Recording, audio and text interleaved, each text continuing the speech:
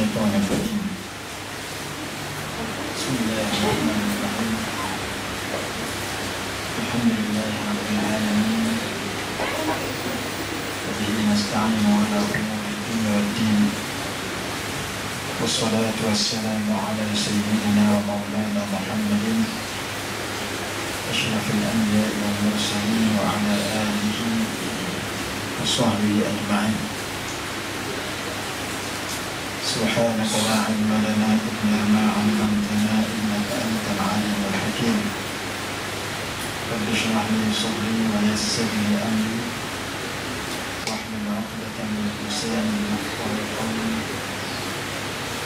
ولا حول ولا قوة إلا بالله العلي العظيم.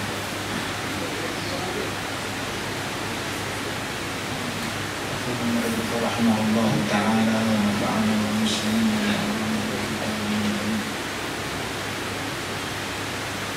berkenaan dengan hadas kecil dan hadas besar.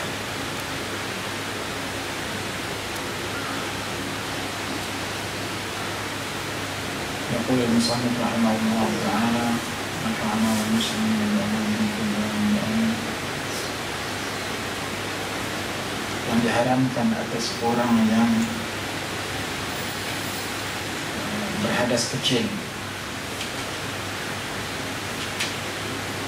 bermula barang yang haram. Yang diharam atas orang yang berhadas kecil itu 4 perkara. Hadas kecil yaitu hadas yang perlu dibersihkan dengan berwudu, itu hadas kecil.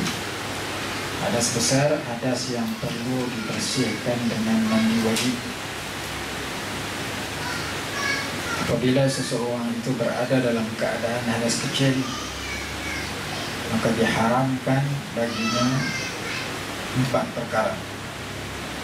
Yang pertama, sembahyang fardu atau sunat, dan barang yang pada makna sembahyang,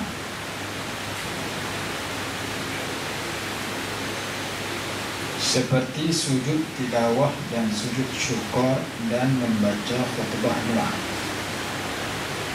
Apabila seseorang itu tidak ada wudu, sembahyang tidak boleh dilakukan, bahkan haram dilakukan, kerana hadis Bukhari dan Muslim menyatakan la yaqbalullahu salata ahadikum idza ahdatha hatta yatawadda. Tidak diterima sembahyang seseorang kalian apabila ia berhadas, yakni apabila dia berhadas kecil, melainkan setelah dia berwudu.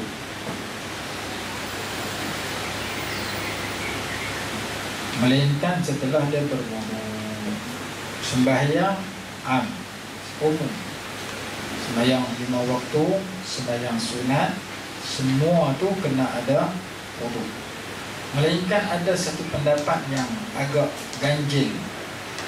Pendapat itu dikenali sebagai pendapat yang syaz, yang janggal, yang pelik, yang berlainan dengan orang lain, iaitu sembahyang mayat tak ada wudu pun tak apa.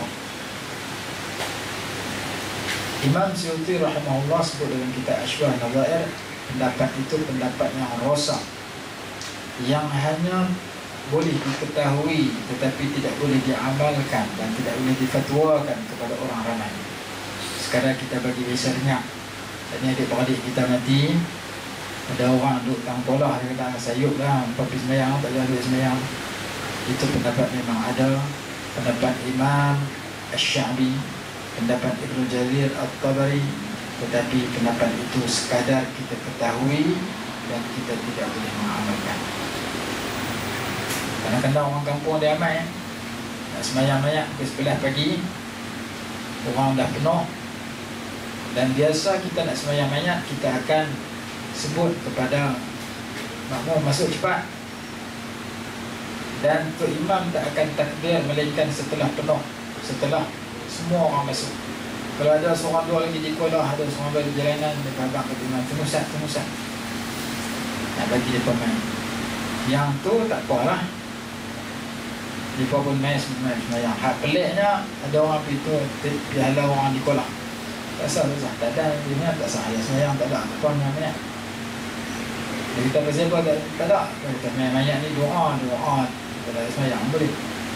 Pendapat itu tidak boleh diamalkan dan tidak boleh dikeluarkan, kerana sembahyang mayat juga sembahyang namanya. Sebagaimana sembahyang 5 waktu kena ada wudu, sembahyang sunat kena ada wudu, sembahyang mayat pun wajib berwudu, kerana dia ada takbir, dia ada salam, dia ada niat, dia ada Fatihah. Termasuk sembahyang, termasuk sujud syukur. Kita mendapat sesuatu nikmat. Anak kita lulus periksa dengan cemerlang, kita dapat naik pangkat, penyakit kita sembuh, segala perkara baru, nikmat baru yang kita dapat, ataupun kita ditolak daripada bala, kita disunatkan sujud syukur. Bilakah sujud syukur ini boleh dilakukan? Pukul berapa? 24 jam, bila-bila masa. Sehingga kan pada waktu tahrim, waktu lah ni lepas asar, boleh sujud syukur. Sujud syukur ada takbir, ada niat, ada sujud, ada salam. Maka sujud syukur wajib berwudu.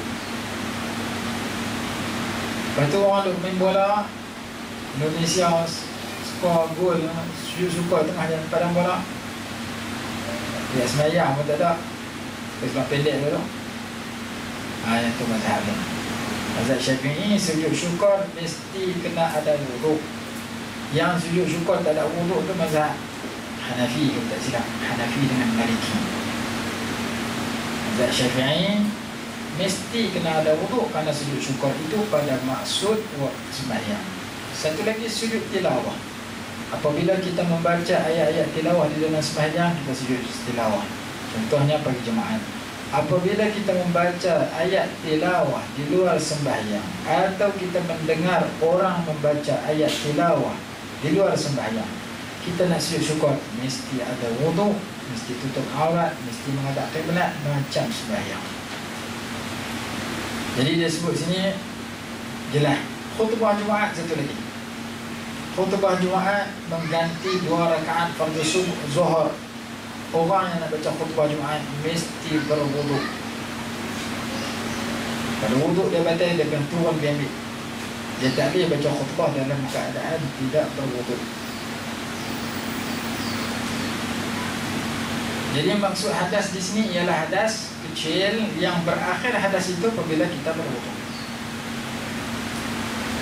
Selesai. Yang kedua, tawaf fardu ataupun sunat. Tawaf fardu mesti berwudu, tawaf sunat mesti berwudu. Tawaf umrah, tawaf haji, tawaf qudum, tawaf ifadah, tawaf wada', tawaf sunat, tawaf banyak jenis, segala jenis tawaf. Tawaf mana keliling, keliling Kaabah. Ada lagi satu tawaf tak ada wudu, keliling kedai tepi Masjidil Haram. Itu tawaf tu tak ada wudu, misalnya tu keliling cari barang.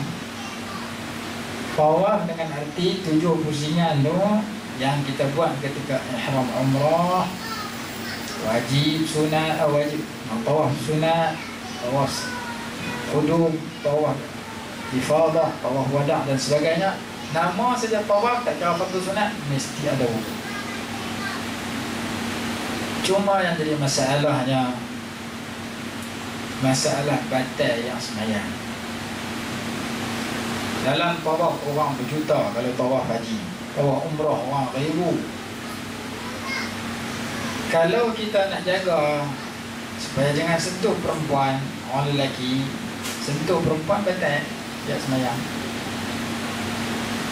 Bersentuhan kulit lelaki dengan perempuan yang ajnabiyah, perempuan yang asing, ataupun dengan isteri dia sendiri, menurut mazhab Syafi'i batal dia sembahyang. Lepas tu nak buat macam mana tawaf dalam keadaan tak mau batal? Kalau boleh tawaf berdua, jauh pada orang.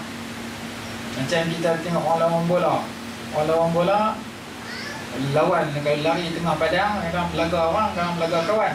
Lari ke tepi padang seorang-seorang, tak ada siapa belaga.